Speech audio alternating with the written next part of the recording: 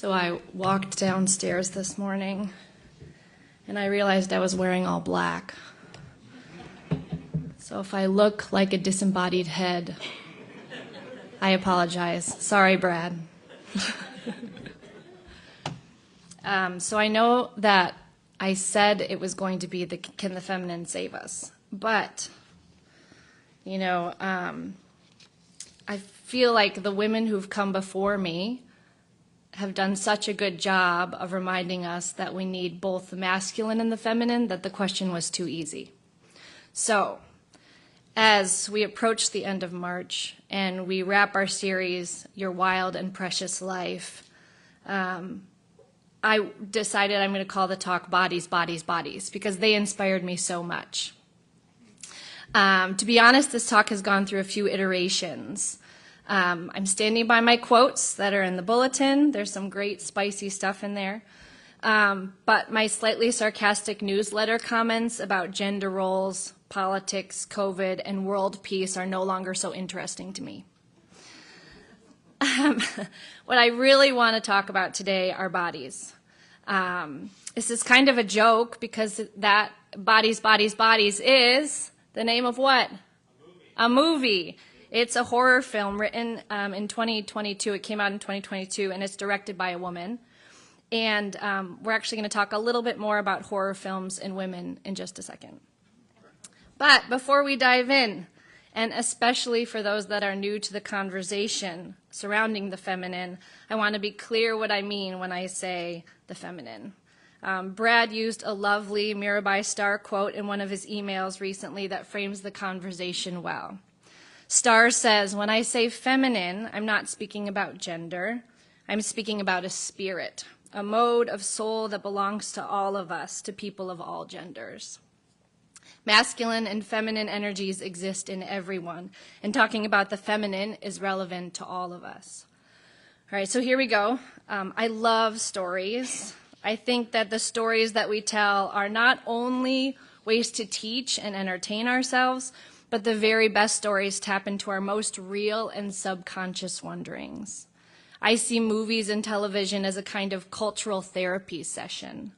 It's the way that we let out the psychological stuff that's going inside of our heads and our bodies. This magical love and obsession of stories is very helpful at the gym. Anything I can do to distract myself from my body's stress while running is a thumbs up. I have many, many gifts, I think, but the divine creator or evolution did not give me a runner's body. So my Planet Fitness has this secret upstairs level with a string of treadmills and a wall of televisions. And all of the televisions reliably play the same early 2000s television reruns every day. I watch Charmed, Reba, and Cold Case, sometimes all at the same time, and if you miss a day, it doesn't even really matter. Does anyone remember these shows? Okay. Across the board, all of the leading actresses are women. They're tapping into power, ownership, their intuition. They fight for their family and their friends, and everyone looks 1990s great while doing it. Last week, Beth said that our culture often limits women to three most common archetypes: the maiden, the mother, and the lover. And I would agree. Those feel like the safest stories to publicly inhabit. But watching these shows, I was suddenly struck by what the television was saying 25 years ago when I was a formative teenager. All three shows embraced different, less common aspects of the feminine. I looked up these shows, and guess what? All of the writers are women, not men. But it's like they were all women. I was surprised. I did not know that before I looked it up. So 2 weeks ago, Sarah Cornfield quoted, I'm going to try to say her name, Elena Sixous's work. Sixous calls for women to write themselves, Cornfield said. Sixous encouraged women to express themselves freely from their own perspective, challenging the male-dominated discourse that silences them. And I want to say that it's happening. I think women are trying to share their stories, and something lingering in those stories about what it means to be a fuller woman is lingering in our collective culture, and that's encouraging. So with that in mind, I found something interesting last week. I'm always looking up new movies that are coming out into theaters, and one of my regular movie review websites had an interesting article out. In honor of Women's History Month and the Oscars, which happened at the beginning of March, someone put together a list of the best horror films directed by women. I am not a lover of horror films, but I started to scroll through this list, and I quickly realized that the films had a strange pattern. Many, if not most of the films dealt in some way with physical or body horror, pregnancy, family grief, either partners or children, or sexuality gone awry. My spidey sense went off. I felt the cultural psychology coming out. These women-directed films are movies about primal feminine fear. And many of these fears are not cerebral. These films are about the body. With this, again, Sarah Cornfield's words came to mind. She said, "The Christian tradition has often associated women with the body, with nature, with a sort of primitive or animalistic emotional state. Meanwhile, men are associated with rationality, order, the mind. This means that in much of Western Christian thought, women's bodies have been considered conduits of sin." So I want to run with this for a while. While the masculine and the feminine energies are not actually split between the mind and the body, in broad generalizations, the masculine is associated with being in the head and the feminine as being in the body. So is everyone willing to go with me with these two dichotomies for a while? All right, I want to start with male and female bodies. After humans push their way through the convoluted horrors of adolescence and puberty, hormones often send biological males and biological females in two slightly different directions. To talk about hormonal changes, I'm going to use the weather and geography. I imagine the male body and the movement of hormones beyond puberty as equivalent to living in Southern California. There, the weather, aka hormones, is relatively reliable. The daily high throughout the year is between 68 and 85 degrees. It's usually sunny. Yes, there are some rainy periods, but there's an expectation that things will stay relatively constant. The female hormonal body is like living in the Midwest. There are seasons. Every month after puberty, women navigate their cycles. They are aware of the months for 30 to 40 years. And then they face menopause, which is a complete dismantling of the entire hormonal machine. It's like a snowstorm in April, and often inconvenient. These are gross generalizations, of course, but the feeling of time passing, of seasons, makes a difference. I count my days and my months. I pay attention to the passing of time because my body demands that I do. It's hard to ignore. And this doesn't even take pregnancy and birth into account. It is a bizarre experience to grow another person in your body. At least I was able to do it in a Western hospital, in the comfort of relative safety. Across the globe, a woman dies every 2 minutes due to pregnancy and childbirth. Lucy Jones, an English science and nature journalist, just wrote a book called Matrescence, which is a relatively new word referring to the process of becoming a mother. Jones writes about her own experience of having a child. She says, "I thought early motherhood would be gentle, beatific, pacific, tranquil, bathed in a soft light. But actually, it was hardcore, edgy, gnarly. It wasn't pale pink. It was brown of shit and red of blood, and it was the most political experience of my life, rife with conflict, domination, drama, struggle, and power."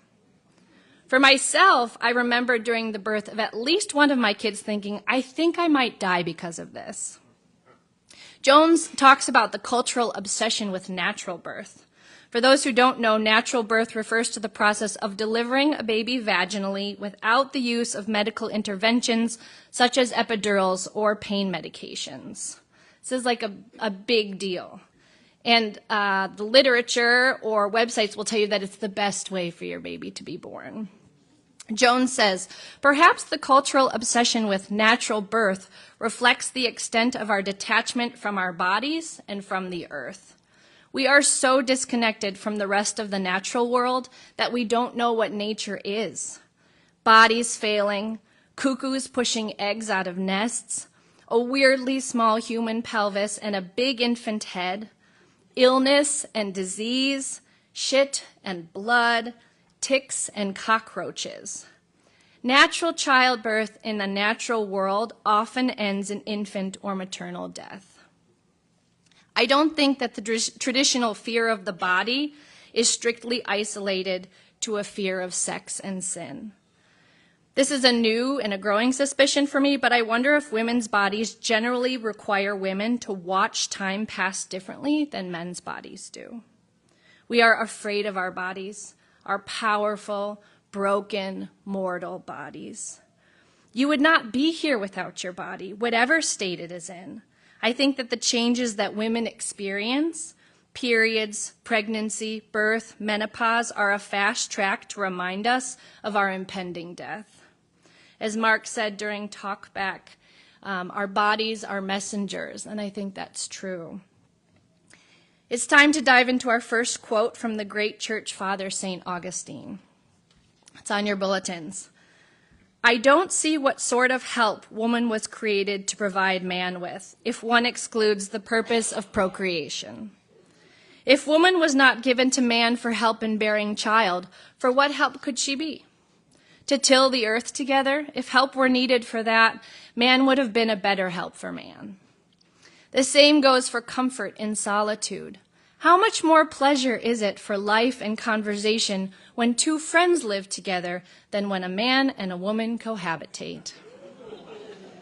Thank you, Augustine. The quote is obviously insulting, but when viewed through the lens of balance and the body, I think what's more striking is that Augustine is missing the point of being human. When we avoid our bodies, the reality of our flesh, our egos, our brains can pretend that we are immortal. Augustine's statement reeks of the overhyped masculine by which the mind and logic and rationality are all that there is.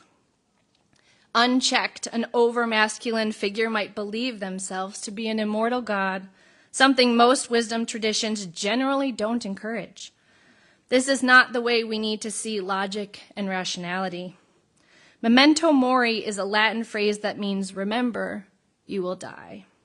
It dates back to Socrates, who said that the proper place to practice philosophy is about nothing else but dying and being dead. In balance, aspects of the feminine, body, nature, a kind of animalistic emotional state, gives perspective to rationality, order, and the mind. What we need is syzygy, for our mind and our body to be in alignment, for the masculine and the feminine to work together. I'm going to flip everything around now. I know we've been splitting the masculine and the feminine between mind and body. As I said at the beginning, that's not really how the masculine and the feminine are split. In reality, the body itself is made up of the masculine and the feminine. According to Shaivism, a prominent branch of yogic philosophy, there exists a divine masculine energy embodied by the Hindu god Lord Shiva, and a divine feminine energy embodied by the goddess Shakti. Traditionally, it is believed that our left side represents our feminine nature, while the right side represents our masculine nature. These energies of Shiva and Shakti coexist within each human being, and when they unite, they bring about a state of complete balance, joy, and presence. My favorite biological part of all of this is that our brains have contralateral control. That means that the brain's hemispheres are responsible for controlling the opposite side of the body. Neurologically speaking, the right side of the brain controls the left side of our body, and the left side of the brain innervates the right side of our body. And even now, no one really knows why the brain is crisscrossed. While the left and right hemispheres have distinct functions, they work together and they're not completely isolated. It's biologically brilliant. Finding balance doesn't stop with the individual. The balance leaks out into our communities. We are dependent on each other. Scott Gilbert is an American evolutionary developmental biologist and a historian of biology. He's the author of the second quote in our bulletins today. He says, 21st century biology is fundamentally different from 20th century biology. It is a biology of relationships rather than entities. The biology of anatomic individualism that has been the basis of genetics, anatomy, physiology, evolution, developmental biology, and immunology has been shown to be, at best, a weak first approximation of nature. Our over-masculinized, head-based individualism is not actually how things work. One of my personal coaches a few years back brought up the idiom, you pull yourself up by your bootstraps. Have you heard that one? It originated as a sarcastic way to describe an impossible task in the late 1800s. It is physically impossible to pull yourself up by your bootstraps. Now science agrees. There are a lot of religious texts that agree with and predate Scott Gilbert. Our great spiritual and wisdom traditions have been saying this for centuries. Christianity. In Christ, we, though many, form one body, and each member belongs to all the others. Islam. People, we created you all from a single man and a single woman and made you into races and tribes so that you could recognize one another. Judaism. As iron sharpens iron, so one person sharpens another. Baha'i. The earth is but one country, and mankind its citizens. Buddhism. The hand and other limbs are many and distinct, but all are one, the body to be kept and guarded. Likewise, different beings in their joy and sorrows are like me, all one in wanting happiness. Taoism. Heaven and earth and I were born at the same time, and all life and I are one. Confucianism. Men are closer to one another by nature. They diverge as a result of repeated practice. Individually, we have a complicated body, and we make up other complicated bodies, communities. In the same way that living in balance is hard, to live in community is hard.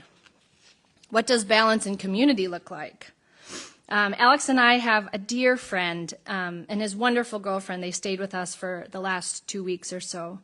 We've known Ben since college. He moved to South Korea a few years after we graduated, and Ben, through a strange string of coincidences, ended up living with us for about 3 months when the lockdown happened 5 years ago. Happy COVID anniversary, everyone. Liam, my youngest, was only about 4 months old, and Alex and I had 4 kids in the house ages 6 and under, and it was chaos. But we survived, and it cemented Ben as part of our family community. So we love Ben, and also when he comes. He sleeps in the basement, so we lose about 1/3 of our house space and one of our 2 bathrooms. He generally runs late, so plans are always shifting. Alex and I stay up way too late and still have to get up very early to get the kids to school. Our eating habits get messy as Ben wants to eat all of the food he can't find back in South Korea. My trips to Planet Fitness fly out the window. And finally, the world that Ben has experienced over the last 25 years is so much different than what Alex or I have experienced. This sometimes makes for heated or misunderstood conversations. On Wednesday, this last week, Ben and his girlfriend finished gathering all of their things. After the kids had been ushered to school and Alex had left for work, my head was ready for them to go. I thought, thank goodness, I'm going to get some sleep tonight. I can have my basement back and start folding the 6 baskets of laundry I have waiting for me. The house is going to be quiet. But as Ben and Hani drove away from the curb, honking the horn with one last farewell, I sat down on the bench inside of our door and I started to cry. In spite all of the tension of being together, I suffered a mini death of sorts. A piece of community, complete with all of its complications, had left. And there was something in their unique themness that my soul grieved saying goodbye to. The world was a little more empty. Did having Ben around make my life easier? Nope. Had he stayed much longer than 2 weeks, I might have needed to set some clearer boundaries, embraced some of my masculine energy. But ultimately, I want for Ben what I want for myself, to be happy and whole and thriving. I want him to use his unique energy in the world to the best of his ability. Ultimately, the answer to the question, can the feminine save us, is no. To be clear, I suspect we're currently at a massive feminine deficit, but the feminine without the masculine is also lost. We need both. It's the balance that's hard. But only by balancing can we not just survive, but thrive. All right, back to your bulletins, the last quote for today. A broken family is a family in which any member must break herself into pieces to fit in. A whole family is one in which each member can bring her full self to the table, knowing that she will always be both held and free. A thriving world is one where our whole unique selves, bodies and minds, masculine and feminine, are both held and free. The body doesn't end with close friends. It's rough news. You are a biologically proven community with the people in this room and the people who voted differently from you at the last election and the people you may have left behind at a previous religious community. We know the patriarchy doesn't work, but I don't think that a world run by women is the answer, or we risk looking a lot like Augustine. As we wrap up our series on the feminine, the person I actually think the most about is Liam, my 5-year-old son. Honestly, I believe my daughters can be and do anything their hearts desire. They can be moms, presidents, teachers, actors, mechanics, nomads, whatever. If they can dream it, my heart screams, go for it. But what will the world look like for Liam? A white boy who will become a white man. Honestly, there's a level of toxic femininity that does not have space for him. What does the world tell him that he can be? I want to say anything. Father, president, teacher, actor, mechanic, nomad, whatever. If you can dream it, you can do it. I want to tell him that he can bring his full self to the table, knowing that he will be both held and free. But deep down, I can feel a bias that something about the color of his skin and his unrequested genitals is intrinsically problematic. Can the world, the feminine, hold him when his ancestors have caused so much pain and destruction? How do I help him believe that his racial and gender privilege can dance with his capacity for good in the world? What is my responsibility to him, to the greater world in raising him? How do I tell him with all my heart that he can be anything he wants to be? That is the key to honoring both his masculine and feminine beauty. How do I teach him to embrace his one wild and precious life? I'd like to close with Mary Oliver's poem, The Summer Day.